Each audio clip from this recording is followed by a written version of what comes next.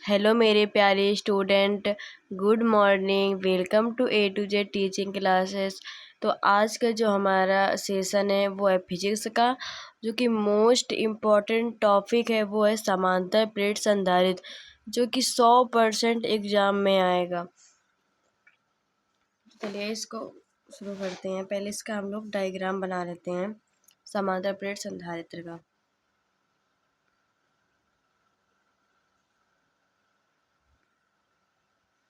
इसमें एक side plus में होता है,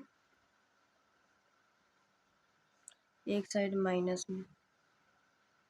इसका ये जो सिरा होता है ये पृथ्वी से जुड़ा है होता है, अर्थ कनेक्टेड।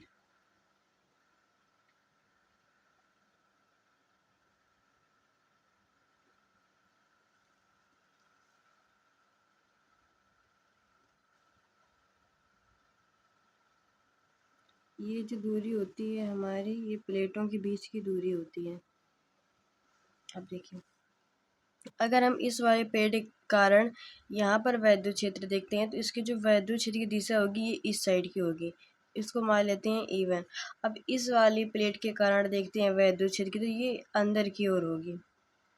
इसको मान लेते हैं हम E2। अब अंदर देखते हैं, मान लेते हैं यहाँ पर देखना है वैद्युत क्षेत्र की तीव्रता। जो प्लस के कारण वैद्युत क्षेत्र की तीव्रता होगी ये बाहर की ओर होगी, ये E1 है हमारी। और माइनस के कारण होगी, ये भी माइनस के कारण, तो ये इधर की ओर होगी, अंदर की ओर, क्योंकि माइनस के लिए जो वैद्युत क्षेत्र की दिशा होती है वो अंदर की ओर होती है और जो प्लस के लिए होती है वो बाहर की ओर होती है। मतलब प्लस अपने से दूर भेजता है और माइनस खींचकर पास लाता है। तो ये हमारी E2 हो जाएगी। यहाँ पर हम लोग देखते हैं तो यहाँ पे जो प्लस के कारण ये बाहर की ओर होगी E1, जो माइनस का ये अंदर की ओर होगी E2।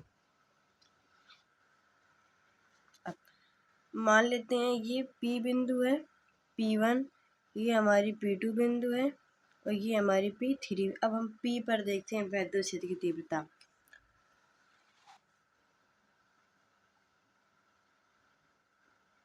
ऐसे लिख लेते हैं, माना P1 बिंदु पर वैद्युत क्षेत्र की तीव्रता।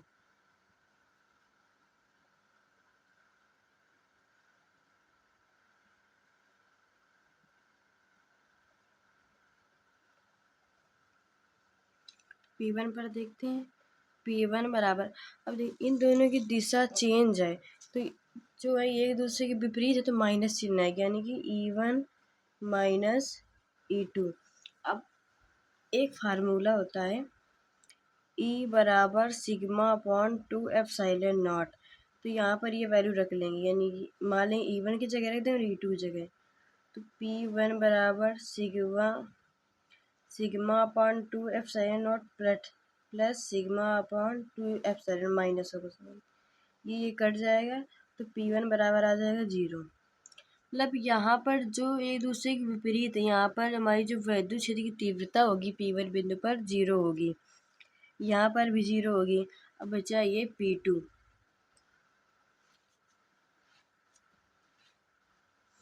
P2 होगा, तो यहाँ पर तो 0 नहीं होगी, इसलिए हम इसको जोड़ लेते हैं, तो E बना के जोड़ देंगे।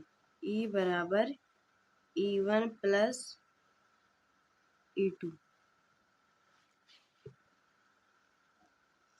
क्योंकि यहाँ पे जुड़ जाएगा ना, एक दूसरे विपरीत नहीं, ये सेम दिशा में जा रही हैं तो ये जुड़ जाएंगे। तो ये हमारा E बराबर हो जाएगा E1 प्लस का E2।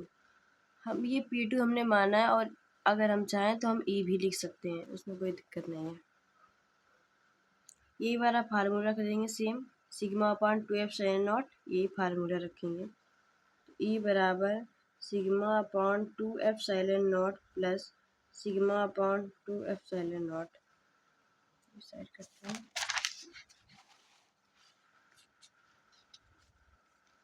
E बराबर sigma upon 2 epsilon not plus sigma upon 2 epsilon not. जुड़ हो जाएगा तो 2 एप्सिलॉन नॉट इसका एलसीएम हो जाएगा और ये जुड़ के हो जाएंगे 2 सिग्मा। 2 से 2 कट जाएगा, ई बराबर हो जाएगा सिग्मा अपॉन एप्सिलॉन नॉट। तो ये हमारा आ गया। अब इससे हम निकालते हैं समांतर प्लेट संधारित्र की धारिता, मतलब कि सी। एक फार्मूला होता है हमारा ई बराबर वी अपॉन डी, जो कि वी होता है विभवांतर, प्लेटों के बीच का विभवांतर, और डी होती है प्लेटों के बीच की दूरी। ये हम यहाँ पे रख देंगे। और एक सिग्मा बराबर होता है क्यू अपॉन में ए। ये दोनों फार्मूले हम इसमें रख देंगे। ई के जगह पे रखेंगे वी अपॉन डी बराबर सिग्मा की जगह पे रखेंगे क्यू अपॉन ए, और एप्सिलॉन नॉट हमारा पहले से था। अब क्रॉस करवा देंगे मल्टीप्लाई, क्यू इधर आ जाएगा, डी ऊपर चला जाएगा, वी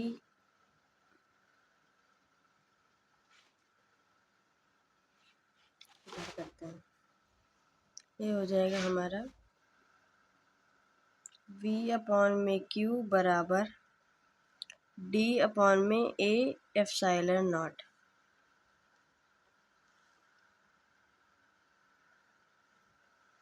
अब एक फार्मूला होता है हमारा Q बराबर C इंटू वी। अब यहाँ से हम धारिता निकालेंगे जैसे, तो C बराबर हो जाएगा हमारा Q अपॉन में V। ये हो जाएगा धारिता। तो Q इसको हम पलट देंगे, तो ये हो जाएगा हमारा Q अपॉन में V बराबर D, ये भी चेंज हो पलट जाएगा, तो ये हो जाएगा A एप्सिलॉन नॉट अपॉन में D। Q अपॉन V को हम C लिख सकते हैं, तो C बराबर आ जाएगा A एप्सिलॉन नॉट अपॉन में D। और यही है हमारा समांतर प्लेट संधारित्र की धारिता। अब अगर दोनों प्लेटों के मध्य के परावैद्युतांक भरा हो तो इसके बीच की जो मतलब धारिता आएगी, यहाँ पे लिख देते हैं, यदि